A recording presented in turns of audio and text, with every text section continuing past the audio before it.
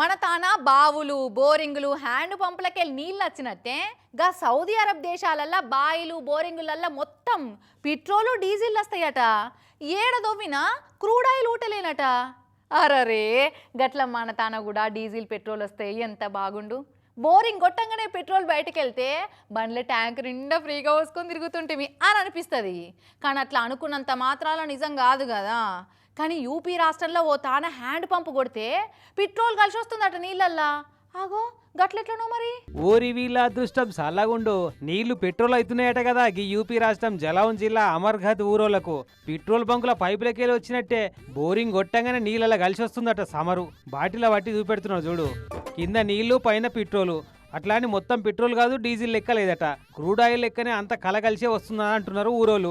ఇక ఈ వీళ్ళు ఇంట్లో ఉన్న బోరింగ్ ఏనట ఇది. అవు భయ్యా కబ్సే ఎవరా ఐసా ఓరి నీ ముచ్చట సల్లగుండో. లక్ష్మీ దేవత దర్వాజా కొడితే గల్మకు అడ్డం పడే మేధావే ఉన్నట్టుండు కదా. బోరింగ్ లో పెట్రోల్ డీజిల్ కలిసి వస్తున్నందుకు సంబరపడవలసింది పోయి నీళ్ళు వస్తలేవని బాధపడుతుండు.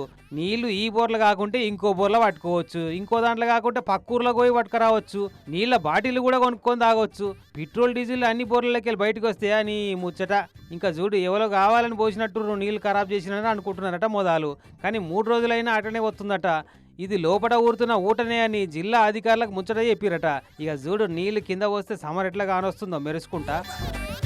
మరి లోపట సమరు ఊట శాన్యం ఉందా, ఏదో అట్టట్ట మీద మీద జరజరంతనే ఉందా అన్న ముచ్చట అధికారులు రీసెర్చ్ చేస్తేనే బయటపడుతుంది కావచ్చు. నిజంగా ఈ బోరింగ్ల పెట్రోల్ ఊట ఊరితే మాత్రం ఈ ఇంటోళ్ళు ఊరోళ్ళ పంట వండినట్టే అవుతుండొచ్చు.